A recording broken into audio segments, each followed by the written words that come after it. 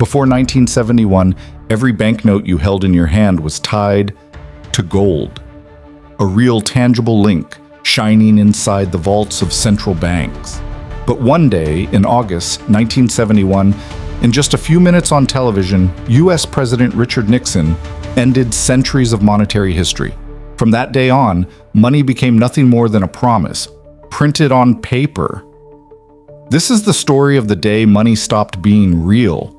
For centuries, gold and silver were the foundation of the economy. A banknote was nothing more than a receipt, a promise from the central bank. You could exchange it for gold at any time.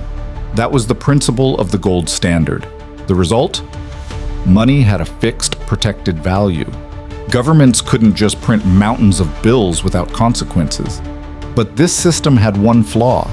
It limited the ability of states to finance their wars and massive projects.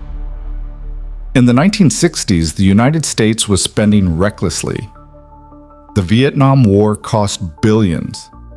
Lyndon Johnson's social programs, like the Great Society, also devoured fortunes. The result? The U.S. was spending far more than it actually possessed in gold. Foreign countries like France under General de Gaulle began to worry. They demanded, "Give us back our gold, keep your dollars." French planes left New York loaded with gold bars. Confidence in the dollar was collapsing.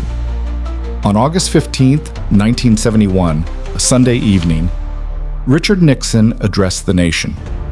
In front of millions of Americans, he declared, "I have directed Secretary Connally to suspend temporarily the convertibility of the dollar into gold." That word, temporarily, would become permanent. With a single announcement, the millennia-old link between money and gold was broken. From then on, a dollar was no longer backed by gold, but only by trust in the U.S. government. After 1971, states discovered a new weapon: unlimited money printing. Need cash? Just print it. The result? Public debt skyrocketed, inflation took off.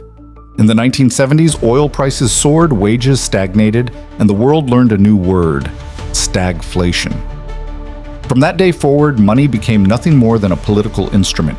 Its value depended on decisions, promises, on trust, and sometimes that trust disappears.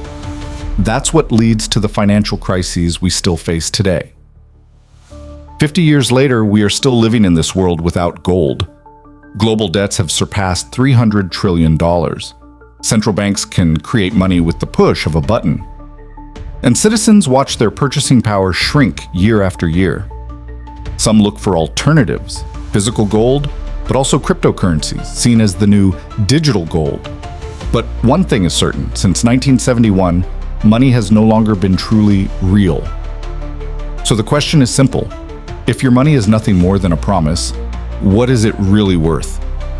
Subscribe, because in the next video, I'll tell you how a simple tulip bubble triggered the first major financial crisis in history.